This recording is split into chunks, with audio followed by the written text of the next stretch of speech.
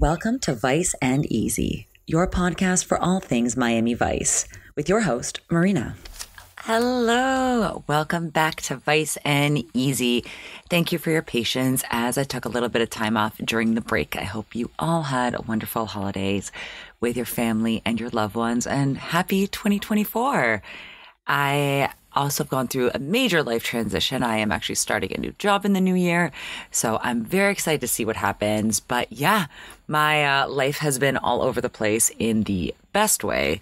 But yeah, it's kind of just all popping up now. And so I have no plans to change the scheduling of the podcast. If anything, I'm hoping I'll have more time to devote to the last two seasons of Miami Vice and to make this podcast as entertaining as it can be now that I'll have a little bit more work-life balance. So I will keep you posted. But yeah, that is an exciting way for me to ring in 2024. And I hope you all have awesome news and awesome things and new journeys awaiting you in 2024. The weather has been garbage. My time in Toronto was kind of soured by the weather, and like I'm used to it in Toronto, but it wasn't just like one day of rain. It was 9 straight days of rain. Maybe not straight, but like it felt like it. I think I had one sunny day and then it was kind of like hit or miss. But it was like just everything is cold and wet, like in your bones. And yeah, I was just, trying to do lots of indoor things, but I was really looking forward to snow. I really wanted to pick snowboarding back up now that I'll have a different schedule. I say that like I'm good at it. It's been 13 years. But, I really want to start the new year with like a proper winter. I hadn't been home in the winter in Canada for 4 years because of COVID. So I was really looking forward to it. And instead I got some Pacific Northwest weather, which is fine, but that's not what I was looking for. And then I go back and it's also been like cold and rainy here in Los Angeles. So I'm really trying to also just appreciate the sun, because that's the one thing is that even if it's a little bit cold, if the sun is out, your day will be different. Not seeing the sun for days on end really does get to you. And yeah, so at least I'm happy I have some sun here, even if it's a little cold and rainy. And with that, let's envision ourselves in Miami in the spring. Summer's a little too hot. Let's envision ourselves in the spring as we get into this week's episode, which is Season 4, Episode 5, Child's Play. Per IMDb, tormented by his shooting a 13-year-old kid, Crockett tries to reconnect with his estranged son while attempting to take down a gun runner. We open on like a sexy, humid, it doesn't look that humid, but like kind of humid. Anything is better than what we're dealing with, right? Sexy, wet street. We see some youths, and they're clearly up to no good because not only do they have a boombox, but they have like a crowbar or two. Turns out that Vice is all kind of staked out trying to find this gun running deal that's about to go down. Crockett and Tubbs are upstairs in a hotel, motel, apartment room. Switek is pretending to be a bum on a bench, whereas Gina and Trudy are doing their best working girl impressions. So these kids go up to Switek and basically kind of like look like they're going to mess with him. So Crockett and Tubbs radio him, give him the heads up. They try to reach into his pockets, and this is where Switek gets rightfully salty with the kids.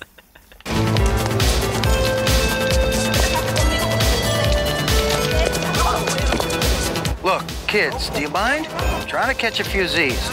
Get out of here. Go home. Bye. Damn children. They go play in the street where they belong. That song, by the way, that is a Jan Hammer original entitled Forever Tonight.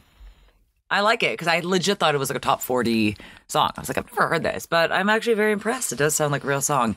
Now, you can kind of gauge by what's going on that there is a lot going on next door to Crockett and Tubbs. They hear some fighting going on. They, it's kind of messing up their surveillance. Like, they want to make sure they can hear things. So Crockett tells them basically to shut up. Hello! Shut up in there! Mind your damn business!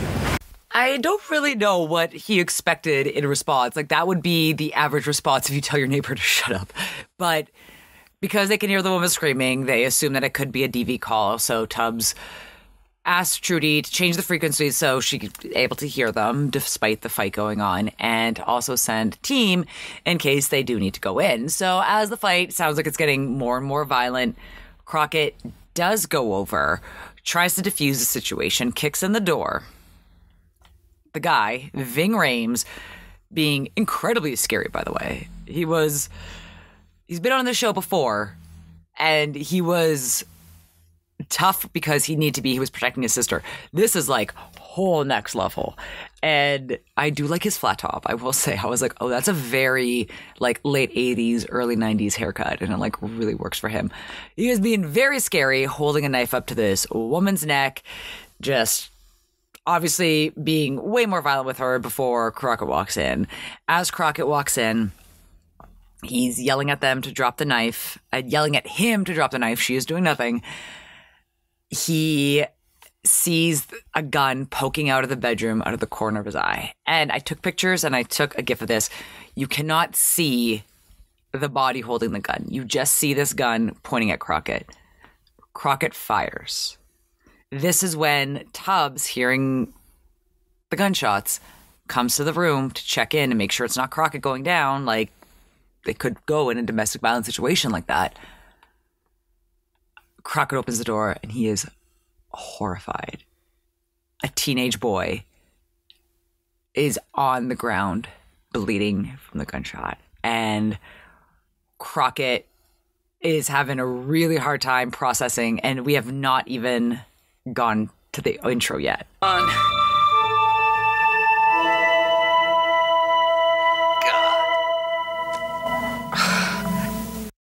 Oh, man. And top-notch acting, not only in this episode, but especially this scene, because you can see the pain and the confusion on his face. This is not at all what he wanted to happen. And this episode I remember so vividly from being a teenager and rewatching this in college. I remember this so vividly.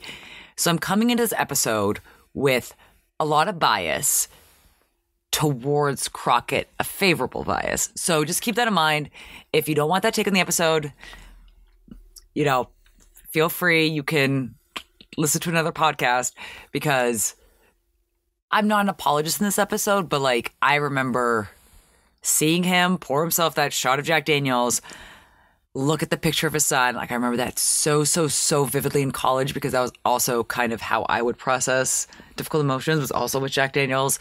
So that's funny. I didn't go after men like Sonny Crockett. Instead, I became Sonny Crockett.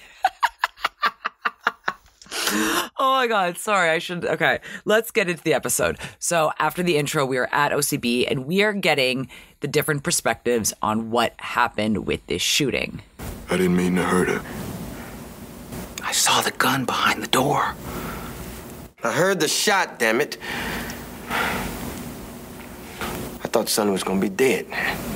A little boy sees his mother crying. You just get scared, you know. I figured I'd go in and my partner's down. You know how many officers go down at domestic calls? Ving Rhames plays his character. Walker is the character's name. Thank you. Before. See, I did a little bit of research this time. I actually remember the character's name. He plays him so well because that's such a classic abusive tactic. Like, I was just trying to scare her. Like, you had a knife up to her throat. And it gets worse and worse as you hear him talk about why he's treating her like this. And I do have an audio clip, so I'll just save it for that. And you can tell Crockett is just full of remorse and sorrow. And Tubbs was just trying to protect his partner. He was really worried. And like a high stakes domestic violence call, I really understand that. Like, that's exactly what I would have thought too if I were in that situation. Oh man. So at OCB, they have a little bit more info. So that gun that the 13-year-old was holding, that is not your run-of-the-mill gun. That is a very rare gun. I'll let Zwitek and Gina take it from here. Youth Services have nothing on her son, and as far as the boyfriend, Walker Monroe, he's not in the computer. The gun the boy was holding was real. Very real. A 9mm Belgian Browning high power. they mention this later on in the episode, but I'll just say this now. Like, that is a semi-automatic handgun. That is, and it is very rare. And that is quite the piece for a 13-year-old to be holding. And if you want a little bit of comic relief from children getting shot, please look at Crockett's fish shirt. The colors look amazing on him. I'm not going to take that away. It is just the pattern, because the seafoam green, the turquoise, the blue, like the kind of like that cerulean blue, like those all work so well with his tan and his hair color and his eyes. He looks so handsome this episode, but like, my God. It's like also kind of like scooped open neck. I can't. And then so as he's leaving the interrogation room, Castillo introduces him to a psychiatrist that's also an officer trying to help Crockett work through his issues. Crockett, being a 30-something-year-old man in the 80s, obviously wants nothing to do with it. Then gets more pushback when he just says that, you know, he just wants things to be normal, because basically Tubbs will be driving Crockett around. And that is not how Crockett wants it. But again, this is just trying to help him work through his emotions, his guilt, his memories, his flashbacks, all that's coming back. So they're on the way to the hospital, and Tubbs is going to drive. How they have the kid intubated with gauze over the eyes and the X tape, like the tape is an X shape over the eyes. It is so haunting. I'm sorry that I put a picture of it in the gallery, but like, I was watching this episode, I was like, that on primetime, that's a lot. And like, knowing this kid is 13 years old, just like, Jesus, the eyes really got to me. And I understand you're protecting from sun and all that, but like, it like really creeped me out. I got very icky vibes from that. But in the hospital, Crockett is using his power to make sure that Jeffrey McAllister, the name of the boy who had been shot in this domestic violence call gone awry, is going to get the best treatment. And I really appreciate this scene, because I know that Crockett means well, and he is taking into fact that, again, this is a young black teenager from the wrong side of the tracks who was holding a gun at the time. And he might not be treated as well as a white patient, especially a white patient who's wealthy with healthcare. And I like that Crockett calls it out, and he makes a very succinct comparison as to how he wants this boy to be treated, not only like everybody else, but like the President of the United States of America. This kid is the President of the United States. I understand your concern. We've done everything. Everything you do for the president? You see, because I figure 13-year-old Jeffrey McAllister from Overtown with no money, no insurance, he might not get the same treatment as everybody else. Getting the same treatment as everybody else, Detective. That's not what I said, is it? I don't know how you treat everybody else in here, but I expect you to treat him like the whole world is watching. Because I'm watching. So I don't really like that delivery, because again, you're telling someone who's gone to med school, like, what, and you're also like implying an implicit racial bias, which like I'm sure definitely exists in healthcare. I cannot speak to it, but I also like that Tubbs gets really sassy and puts up his hand in a peace sign and says, "The President of the United States," as he walks out. Also, this is not the first time, but is a very select amount of times we get to see Tubbs in business casual with what looks to be like a leather jacket. I really enjoy this look on him. Now, as they're walking out, Walker, so Jeffrey McAllister's, I guess I want to say stepfather, basically, Jeffrey McAllister's mother's boyfriend, the one who was beating the crap out of her, yes, is at the hospital. Calls out to Crockett as they walk by and don't say anything, that it's not his fault. Crockett doesn't yet turn around. Tubbs responds like, well, if you knew it was your fault, you'd be in Cleveland right now, and I do not understand that reference. I want to say that they have mentioned previously earlier that there was a treatment center in Cleveland. Maybe it was for DV or anger. If you understand that reference, please let me know, because I did not get it. Unless they mean like just run away and go to Cleveland. So they kind of get a little bit testy. He tries the, like, I'm going to speak to you man on man with Tubbs. Like, you know, I've been out of work for 9 months. My woman's been turning tricks. I'm like, I think you could try to find some kind of temporary work. And it also looks like you're not treating her very well. So I'm sure that she isn't turning tricks by choice, but she's being coerced into turning tricks because you're not bringing in income. Or it's like that was the plan all along.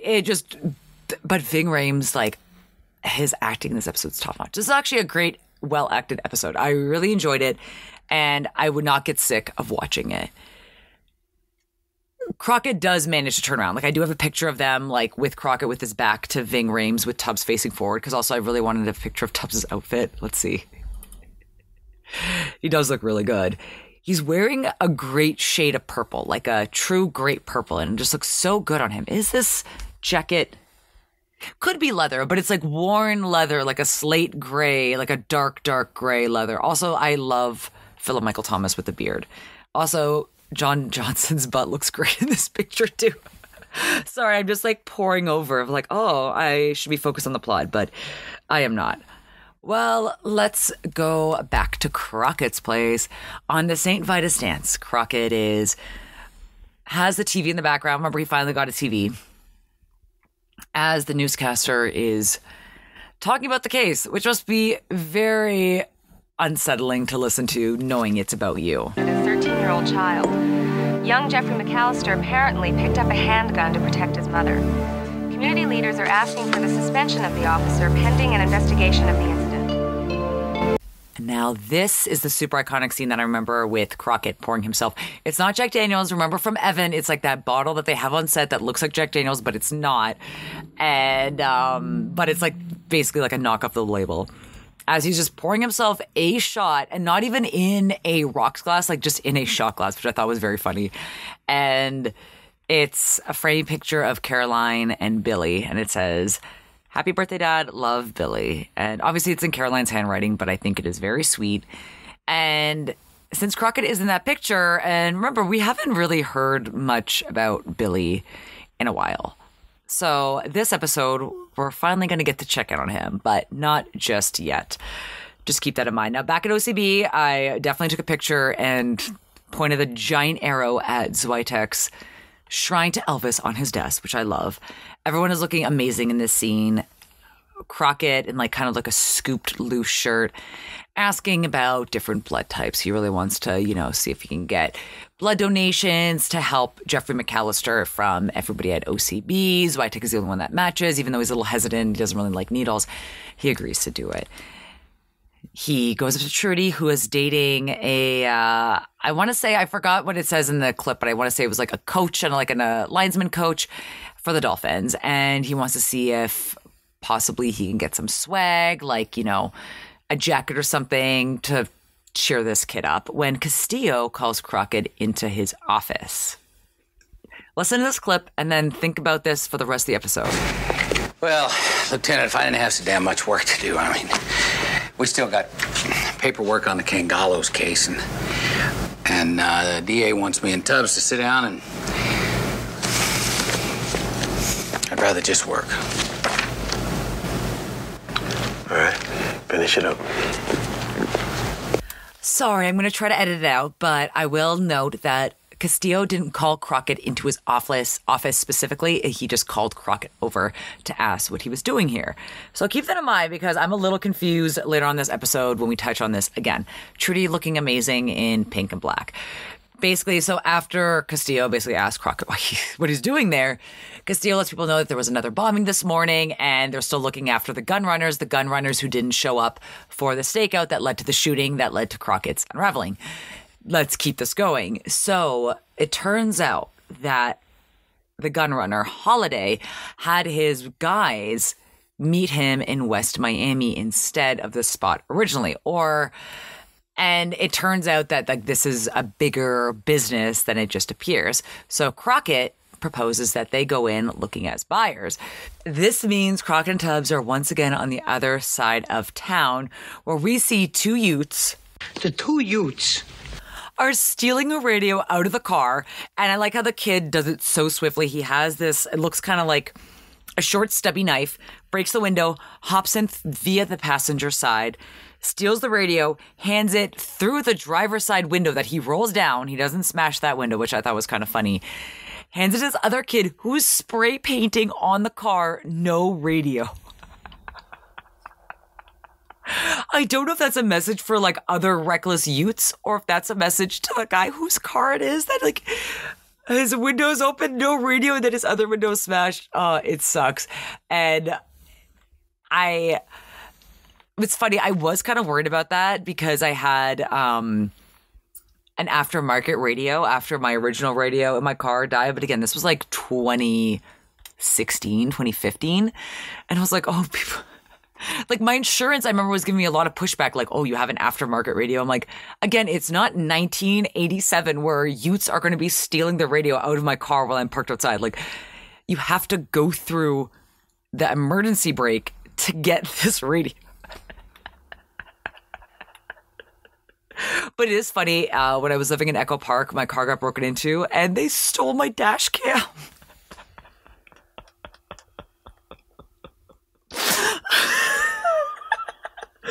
Oh my God. Actually, the funniest one I've ever heard is my old coworker lived in the hood and they stole his car battery. Like, they're not even that expensive. And just to try turning on your car in the morning, and it's just...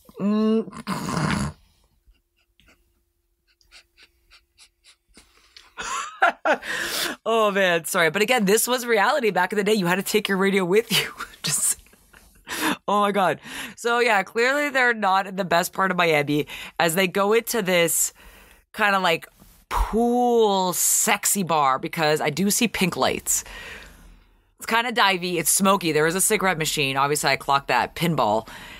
Crockett and Tubbs go in wilding. They are very loud, very brash. They're definitely calling attention to themselves. They're wielding guns around, and they want to see this guy Holiday. Crockett gets really rough with Holiday, really aggressive, slams his head through the glass of the pinball machine, then slams him down in the bar, holding him at gunpoint. And again, like, they're trying to do business with this guy, and Crockett is just flying off the handle. Who is this man? Because you'll definitely recognize the voice. None other than Isaac Hayes. Looks great in this episode. At this scene, his fashion is like, okay, but wait till the next scene that he pops up in. Then Tubbs is there to smooth things over, because obviously, if someone do business with me, smash my head through a pinball machine, and then slam my face on the bar at gunpoint, I would not be too jazzed. Tubbs, using his charm, goes over to smooth things over, and it works.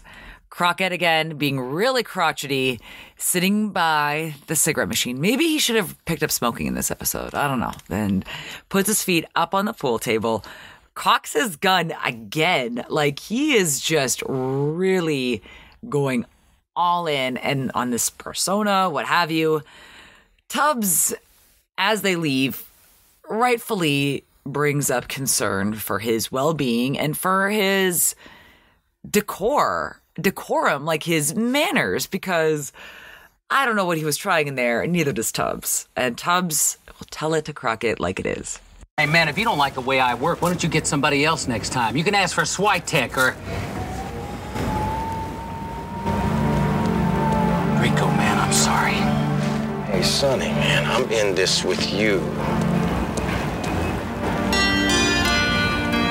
You can't be. Man, it's like trying to hold two volleyballs underwater. Can't be done for long.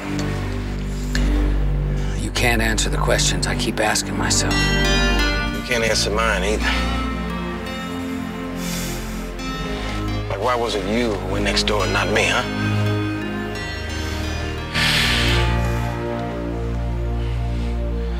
Don't shut me out now, partner. A really great scene, not only because I'm a sucker for Crockett's theme and like the different iterations that Jan Hammer has come up with and used within these episodes. Tubbs just really able to break down the wall that Crockett has put up, talk to him, not only just as a friend, but as a partner, and kind of gets Crockett, I don't want to say to see the error of his ways, but kind of to realize that like he is going through this alone, but he has support, that he is not actually alone. I need to phrase that a better way. And I really also love, and I made note of this, that Crockett apologizes. I love a bitter middle-aged man who can apologize. I love it. It means that they are learning new tricks, and I love it. With that, we're just going to take a short break. All right, and we are back. I do apologize if it sounds a little bit different. I had to move rooms. Kids, this is why you don't procrastinate. Now, let's kill the mood a little bit. We are back to seeing what's going on at the McAllister house. Now, Walker seems like he's in a better mood. She's complaining about having to get a new door and that it took so long for the landlord to fix the other problem they had while he's sitting on the bed counting $100 bills.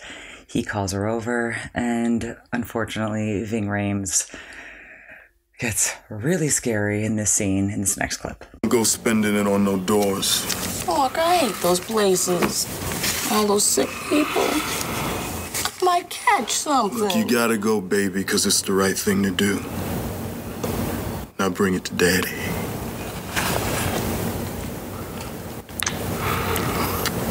You know I love you, don't you? No matter what. You're gonna be okay, baby. Just as long as you keep taking care of business. I did everything you said, Walker. You've been fine so far, baby. That's why you're still alive. Oh, that scene, like every scene that Ving Rhames is just so unsettling because he's so abusive and controlling and scary. And he's counting the money, and you heard him say in the clip, like, it's the right thing to do. It is because he wants her to go pay the money for the medical bills because they don't want people looking into the welfare fund. And he grabs her by the back of the head and keeps threatening her, as you heard in the clip, and super unsettling. So let's keep that emotion going as we check in on Sunny. Sunny pulls up to the Ace Theater in Miami, which is closed. Now it's actually a historical site, has a super interesting history behind it that I will link to in the show notes. He's, again, getting flashbacks and getting super contemplative. He pulls a fast Yui and heads up north. How north, you say? North. Now, remember, she was talking about going up to Atlanta, maybe getting a deal at the car dealership that her brother works at. Well, it turns out she's moved north to Ocala, and which is northwest of Orlando. So it's past Disney World. So it is far, far, far from Miami. And he's driving there. She opens the door. She doesn't look unhappy, but she looks taken aback.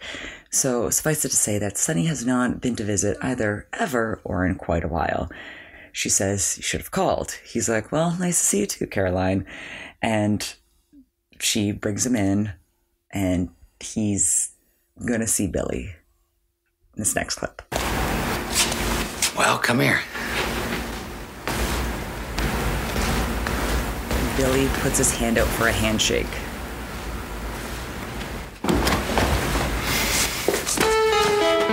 Morning.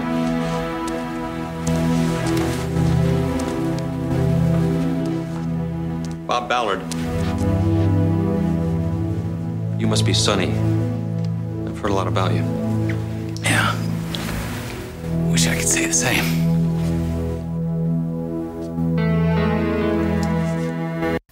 Great use of the score in that scene as he's meeting Bob Ballard, not the dad, but the dad that stepped up.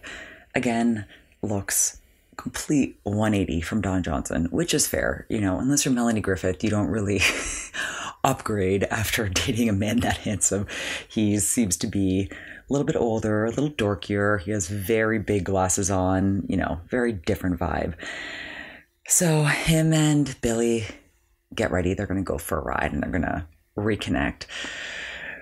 Sonny's going to try to explain, why he's been so distant. And Billy is a very emotionally intelligent kid in this next clip. You remember when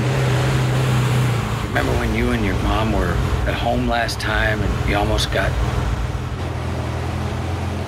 hurt? Well, I started thinking then that maybe y'all would be better off if I stayed away for a while and let you get a good chance at a new life. Whatever.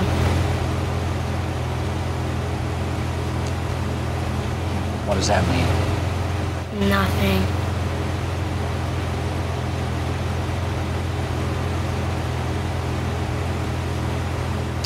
I'm just trying to say, Billy, I was worried about you. So I don't get to see you because you're worried about me? Bob and Mom are gonna get married, He said he wants to adopt me. Oh man, I do not think that Billy's attitude is unwarranted, especially if, let's do the timeline. Calderon's return was middle of the first season. So yeah, if we put that into years, it's been quite a while. The fact that Caroline could not only get a new man, get engaged, and have him contemplate about adopting Billy.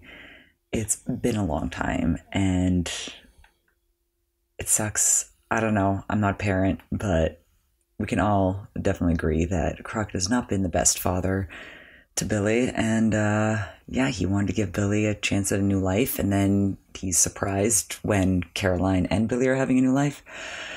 Oh man, well, let's circle back to our plot. And Castillo and another supervisor and some of the community members are having a very heated discussion about Crockett, who they're not naming for good reason, and what it means for the community at large in this next clip. To know who this man is! No, you don't. You got a mother whose boy is near death. You gotta give these people something. You can't shield this man forever! He will not be identified. Then suspend him! I will suspend him if it's warranted, but not to give these people something. Oof, that's a heated way that he says these people. And I can definitely feel the classism and the judgment in that one. But I also understand why the community is completely outraged into what this case looks like and to the circumstances and to the fact that a 13-year-old boy is now in the hospital on basically life support. Castillo, however, does have Crockett's back, which I do appreciate because I think that Castillo really shows his support of Crockett in this entire episode. But let's check back on Morgan's as Tubbs and Zwitek go to visit Holiday, aka Isaac Hayes, to make a deal. And Tubbs comes along with, again, my favorite, as you all know, a briefcase full of cash. And Zwitek gets to test out the guns. My main weapons man. He makes sure I get what I pay for. That's the magic word, bruh. Hey, now if I can see the green. No problem. 100. 1,000 times. Amazing delivery. As Zwitek is testing out the guns, just blowing whatever target he is in this warehouse, Vice comes to bust the party along with Metro. Tubbs accuses Holiday of being the one that set them up as they're all hauled off. Now, Trudy, looking like $1 million in a beautiful pinky mauve dress with these silver crescent earrings and this black belt on her tiny waist, she recognizes one of the guns. It's the same gun that the kid had. And she mentions that that's very rare. It's a very rare gun. And that this is a very interesting coincidence. So she and Castillo order them to open up the rest of the crates and check. Meanwhile, through flashbacks, as Crockett is driving back to Miami, we get the Crockett and Caroline fight about the adoption. Not the way I want it. Oh, I get it. A little light dinner conversation, then you just pop the adoption out with dessert. Is that it? I would have told you about it. Just the two of us after you got to know Bob. He's my son. But he has a family now. Bob is here for him. Where were you when he was having his tonsils out? Oh, man, you What about took him, Little Caroline. League Damn it, you took him! Look, Bob wants to be his father. If your concern is only for Billy, you'd let him be adopted and have a full-time dad. Again, Caroline is telling zero lies, and I am 100% on her side with this. I agree that maybe a phone call should have been warranted, but if your ex-husband and the father of your child isn't calling, are you going to call and say that, hey, we're moving on like you wanted? I don't want to say that Crockett wanted them to move up, but he knew what was happening. So again, it's a long drive, but Crockett could have made it a little bit more. He could have visited a little bit more. He could have called a little bit more. So I'm on Caroline's side. Now, back at OCB, Crockett walks in, and the energy is definitely off. There's a guy holding a typewriter, which I took a picture of because it's a great old school typewriter. Everyone's really worried, coming up to Sonny, asking him if he's okay, prompting Sonny to let everybody know that, yes, he's okay.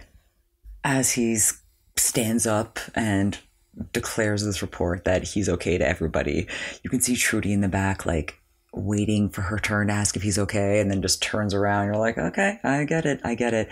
And then once he sits down, Castillo calls him on his phone, gets him into his office, and they have a heart-to-heart where basically Crockett was telling him that he went to Ocala for the day. Also, wait, early on in the episode, Castillo was like, what are you doing here? Well, not in those terms, but asking him why he's here and basically, insinuating that he should be at home, could be doing this, whatever. And then chastising him for missing one day of work. I guess he didn't call, that's it too. But again, if he's not expected to be in the precinct, OCB, I don't know. That was kind of like a plot point that I was like, wait, do you want him in the office? Sorry, not in the office. In the precinct, do you want him at OCB or not? But as they get a little heated and Crockett's really not handling this guilt. And to be fair, I understand that Crockett's going through a lot, and I don't think that the psychiatrist that Castillo foisted on him would have helped him anyway. I think you need to talk to somebody else. As they get heated, Castillo breaks it down for him in really succinct but caring Castillo fashion. You pulled the trigger. Now, live with the responsibility. It's gonna scar you, age you, burn you inside, and it should. But you got work to do that you care about. People are depending on that. You got people who care for you, Sonny, like me. Don't lose yourself. Keep on going. I think that tough love is perfect, and coming from Castillo, who again is not one to be emotional, I think it's a really logical way of putting it, and to remind Crockett that this is bigger than just him, and that people are looking out for him and are caring about him, and that it's really important for him to work on this. Crockett goes to the hospital when the doctor comes up to talk about money and throws a little bit of a curveball for everybody involved. I can probably come up with 5,000 more. Well, actually, there's too much money. Your mother's been paying for the bills in cash, even though the hospital is going to be reimbursed. Cash? A woman can barely afford groceries. Where the hell's she getting that kind of money? The doctor then returns the check that Crockett had made out, and then Crockett goes back to OCB to talk to Tubbs, because this all seems really fishy. Then Tubbs tells him about the guns that him and Switek were about to buy, same ones that the kid had. and how rare it is. And they go to another bureau, I'm assuming ATF, Alcohol, Tobacco, and Firearms, which is a kick-ass name for a bureau if I've ever heard one myself. And then, he's kind of talking about how, they were talking to Baltimore, and then Crockett and Tubbs were like, wait, I thought this was based in Chicago. He's saying that they're basically setting up networks, that this is a much bigger organization that they originally gave it credit for. And then he says he found something really interesting in that not only are there the fingerprints that match, but there's something else, and shows Crockett a dossier. We don't see what's on that dossier, but Crockett seems very taken aback. Then we cut to a cute little church where Crockett storms in as the minister, parishioner, priest is talking about Jeffrey, and the whole community's there, including Jeffrey McAllister's parents. Crockett confronts the mother and Walker, the stepfather, I guess, about what's going on, and that this kid in the hospital isn't Jeffrey McAllister. Jeffrey McAllister doesn't exist. She doesn't have a son. It's getting heated. Tubbs suggests that they take it outside, which good for Tubbs. I do not think this should be happening in the house of the Lord, no matter what your religious beliefs are. This should not be happening with the whole community watching. But Crockett's really pissed, and he wants the truth about this kid to come out. And he knows that these two are basically conning them, and they're getting the community to raise all this money to go to this kid who is not her son. Whew. Now we're back at OCB, where Crockett, Tubbs, agents, and Castillo are talking about the true identity of this kid, who is a 13-year-old runaway from Wisconsin, who got tangled up in Chicago gangs as a minor. And they do talk about, which we've also touched on other episodes, how the gangs would recruit and use children to their advantage as a way to have them commit heavier crimes that would create in harsher sentences if the child was over the age of 18 and could be tried as an adult, which is still quite common, unfortunately. And again, Crockett is synthesizing and absorbing all this information, but it still doesn't take away from how he feels. He's a child. And I shot him. And when I did, he became a part of me for the rest of my life. Now, they've used him and lied about him and put him on display in the public like he was some damn freak in a carnival show. Somebody had to speak for that boy. So I did. A nice thing to do for him, Detective. Lieutenant, I want to bring in Annette McAllister and Walker Monroe for questioning. Sounds like a good idea. And with that, Crockett and Tubbs, with Tubbs behind the wheel, are going to go visit the McAllisters. Now, again, Tubbs does have another heart-to-heart with Crockett, which I really appreciate, where he basically talks about that he doesn't want to have to speak at Crockett's funeral, and then brings up the question that we're all thinking. Because if he's gone, who gets the car? That aside is a very sweet scene where after Tubbs kind of reveals how he's worried about Crockett, Crockett just like lifts up his hand and they do a little high five while they're driving. Now let's get a little bit more depressing. Back at the McAllisters, Walker, aka Ving Rhames, is viciously attacking her, holding her up in the air, choking her, and he's not happy and says that she was the one who was running her mouth about Holiday and basically kind of giving them all up, and basically it looks like he's about to kill her when she finds a knife and stabs him in the leg.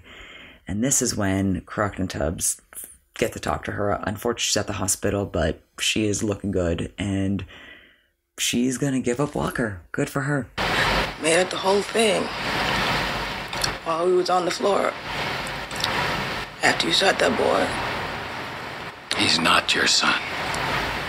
Son? No. I don't have no son. That was Walker's idea. I just did what he said. He didn't want nobody to know why we was fighting. What were you fighting about, Miss McAllister? When Holiday found out I was seeing Walker, he picked me up one day and started asking me a lot of questions. I just want to be left alone. No. I don't care nothing about no guns. Walker found out you were telling Holiday about the guns. When he broke down the door that day, I swear I thought Walker and that boy were gonna kill me. He will kill you. Unless we stop him now. Do you know where we can find him? This leads them to what appears to be a refinery. And again, they're moving their guns when Vice comes out. Gina's actually the one that shouts out, "Freeze Miami Vice" in this scene. Shoot occurs. There's a great picture I got of Castillo in the shootout, just looking stone face as always. Trudy's still in the same super hot outfit that she was wearing at the office. And I think she's in heels, so like kudos to her for that. And then we have, fittingly, Race Against Time by U2 playing in the background.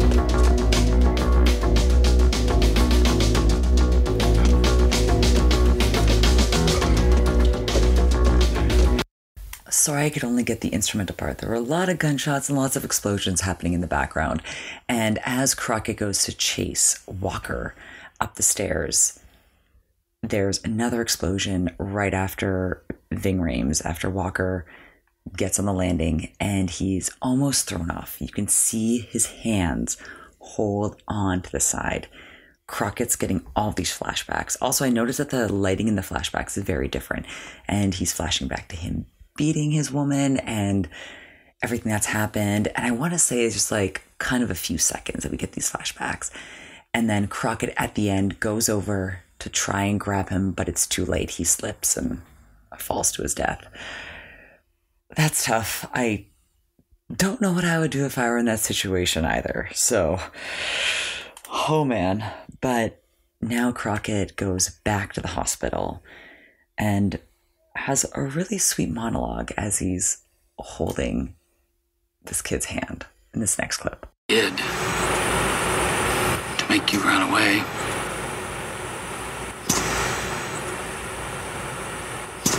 Maybe it's what he didn't do.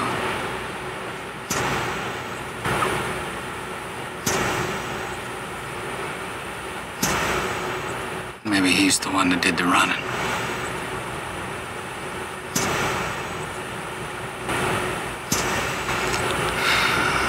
Maybe it's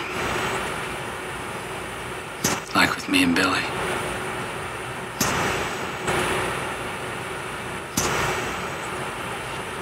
What do you think, Gordon? Oh man, and then he asks Gordon, like, what do you think? And he also asks him, like, what would you say to your father? And, you know, he's trying to use this opportunity to try and be a better father to Billy, and he really wants to kind of get a sign from the universe that he should be a better father. It's like, I can give you that right now. But it's very sweet in that Gordon, the runaway, who was Jeffrey McAllister, lightly squeezes his hand. Again, this kid has been comatose for quite a while, so I thought that was so sweet. Then we cut back to Crockett and Billy. Again, Billy's on his lap as they're driving around, and Crockett vows to be a better father and that he wants to be there for him and he really wants to be a dad. And I thought that was a really sweet way, and that's how we end the episode. So it looks like there's no adoption needed and that Crockett is going to step it up. And I think that's a really great way to end this episode. And it's also very interesting that you have like so many different father figures. You have a really bad, non-existent, abusive father figure in Walker, pretend scam artist father figure. Then you have Crockett, who's just kind of like broken, not really sure how to be a father figure. And then you have the dad that stepped up. And just seeing how they all are so different, and really seeing Crockett want to improve. And that's all you can ask for anybody. And with that, let's sum up the episode. Should I say best for last or the best for first? I'm going to go with the best for first. So, Holiday's goon. Also, Holiday, there's a great gif of him of Isaac Hayes putting on his sunglasses. Looks great in this episode because it's exactly what you kind of want your gun runner to look like, right? If you were to be procuring illegal guns. But his goon with the cut up t-shirt, and like, that's not just like an accidentally ripped t-shirt. Like, that takes time. Like, I have cut t-shirts like that for the bar. Like, that takes a lot of time. And you can tell even with the sleeves, like with the t-shirt cut off, and I can't. Just like him from the back, he is tied with the wild card. I don't think this has ever been a wild card, but Sonny Crockett is our wild card tie this episode for that fish t-shirt.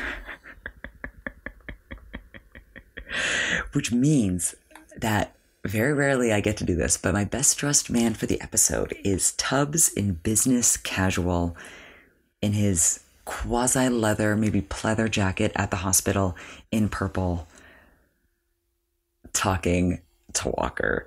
And then my best dressed woman is Trudy tied with herself, with that pink dress when she finds the guns, with the crescent earrings, also with the black crop top, the blue earrings, and the blue and black printed kind of patterned pencil skirt that she later goes to the shootout in. It looks like $1 million.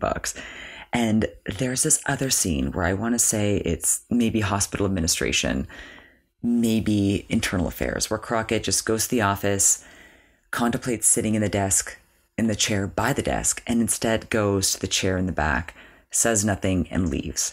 It's a great overhead shot. I like the direction of this episode. I don't love it, but I really liked how they use a lot of really interesting lighting techniques. You got a lot of smoke. You got a lot of kind of like strobe effects. You got green.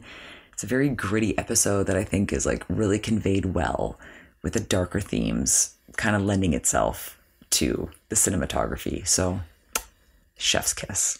Now, music. So, first off, you all know that I love Crockett's theme in all its iterations and definitely used very well in this episode. But I'm also going to give it to Jan Hammer, not only for Crockett's theme, but for Forever Tonight, the first kind of intro song when they're doing that stakeout, because I really liked it. And because the other two songs, The Dream, which is playing in the pool hall, which I don't believe I got a clip of, sorry, Vacation Brain, and then also Running Against Time by U2, again, kind of used more instrumentally. And I don't know, I'm going to give it to Jan Hammer. I really think the score in this episode that he created really drove the message home. Oh, wow, I'm sorry. Speaking of Vacation Brain, it's Race Against Time by U2, not Running Out of Time. Personally, we are running out of time. My whole thing this year, I was like, I'm going to be a little bit more succinct with my words and try to get these episodes a little bit shorter and just like full of juice. Clearly did not happen. Let's see what happens next week. Now, quote of the episode. My main weapons man. He makes sure I get what I pay for. That's the magic word, bruh. Pay. Right? Isn't that always the magic word? Pay. And with that, we are wrapping up our episode recap of Season 4, Episode 5, Child's Play. Once again, thank you all for liking, subscribing, for forgiving me for the maybe poor acoustics for the second half of this episode. And don't forget, you can like, follow, and all things Vice and Easy at Vice and Easy Podcast on Instagram, TikTok. Find, like, and subscribe on YouTube. And find, like, and subscribe and leave reviews on Spotify and Apple Podcasts and wherever else you get your podcast. Happy 2024, and I'll see you next time. Hey man, Miami Vice is #1 new show.